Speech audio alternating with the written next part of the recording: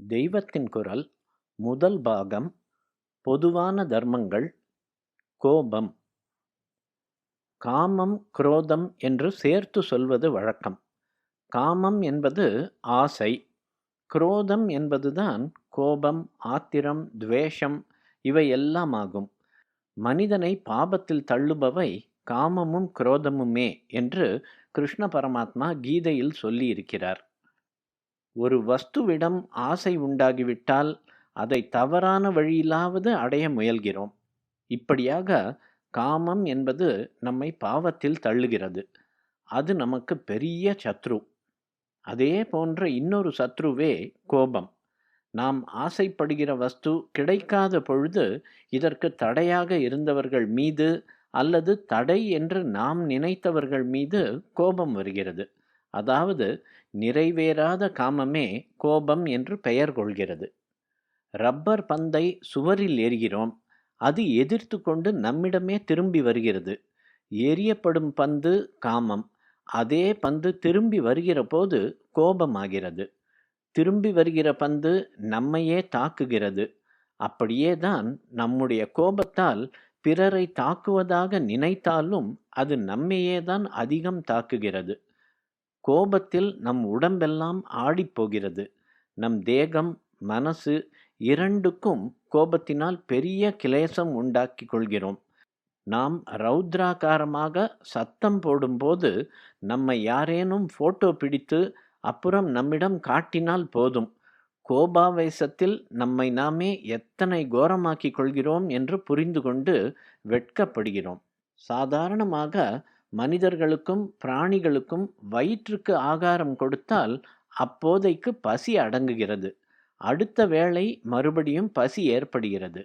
நெருப்புக்கு மட்டும் நாம் ஓர் ஆகாரத்தை போட்டால் அது அடங்குவதே இல்லை. இன்னும் அதிகமாக கொழுந்துவிட்டு எரிகிறது. மேலும் பல பொருட்களை தகித்து கபளீகரம் செய்கிறது. நெருப்பு பிரகாசமயமாக இருந்தாலும் தான் ஸ்பரிசித்துவிட்டு செல்கிற பண்டங்களையெல்லாம் கன்னங்கரேல் என்று கருப்பாக்கி கொண்டு போகிறது. இதனால் தான் நெருப்புக்கு கிருஷ்ணவர்த்மா என்று ஒரு பெயர் ஏற்பட்டிருக்கிறது. காமமும் இப்படிப்பட்ட கிருஷ்ணவர்த்மா தான். அது தீயாக எரிகிறது. அதற்கு பிரியமான வஸ்துவை கொடுப்பதால் பசி அடங்காமல் அதிகரித்து கொண்டே போகிறது. அது நம் மனசையே கருப்பாக்கி விடுகிறது. ஓர் இச்சை பூர்த்தியாகிற போது தற்காலிகமாக ஒரு மகிழ்ச்சி உண்டானாலும் பிற்பாடு அதையே மீண்டும் தேடி அலைந்து அமைதியையும் சந்தோஷத்தையும் குலைத்து கொண்டு அழுகையையும் கோபத்தையும் உண்டாக்கி கொள்கிறோம். அழுகை துக்கத்தில் உண்டாவது. நிறைவேறாத ஆசையின் இரண்டு உருவங்கள்தான் துக்கமும் கோபமும். நம் ஆசையின் நிறைவேற்றத்துக்கு தடையாக இருந்தவர்கள் நம்மை விட கீழ்ப்பட்டவர்களாக இருந்தால் அவர்களிடம் கோபத்தை காட்டுகிறோம். அவர்கள் நமக்கு மேலே இருந்து விட்டால் கோபித்து கொள்ள முடியாமல் நமக்குள்ளேயே துக்கப்பட்டு கொண்டு அழுகிறோம். கோபத்தின் கெட்ட சக்தி காமத்தின் சக்தியை விட பெரியது. இதை நளசரித்திரமான நைஷதம் வெகு அழகாக சொல்கிறது. கலி அரசன் வருகிறான். அவனது சேனாதிபதிகளாக காமனும் குரோதனும் வருகிறார்கள். கட்டியக்காரன் இவர்களுடைய பெருமைகளை பாடுகிறான். குரோதனை பற்றி அவன் என்ன பாடுகிறான்? காமன் புகாத இடமில்லை என்பார்கள். ஆனால் காமனும் புகாத ஒரு கோட்டை உண்டு. அந்த கோட்டைக்குள்ளும் இந்த குரோதன் குடிகொண்டிருக்கிறானாக்கும். அது எந்த கோட்டை தெரியுமா? துர்வாசருடைய இதயம்தான் என்று குரோதனின் புகழை பாடுகிறான்.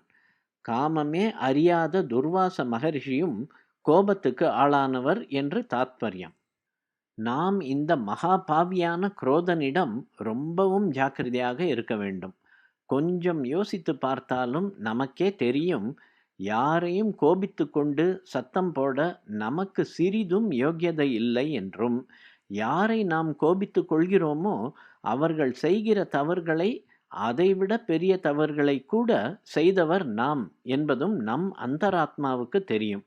அப்படியே நாம் தவறு செய்யாவிட்டாலும் கூட அந்த மனிதன் அந்த சூழ்நிலையில் செய்த தவற்றை நாமும் கூட அந்த சூழ்நிலையில் இருந்தால் செய்திருக்க கூடும் என்று எண்ணி பார்க்க வேண்டும். குரோதன் நம்முடைய பெரிய சத்ரு. அவனை அண்ட விடாமல் எப்போதும் நம்மை காப்பாற்றிக் கொள்ள வேண்டும்.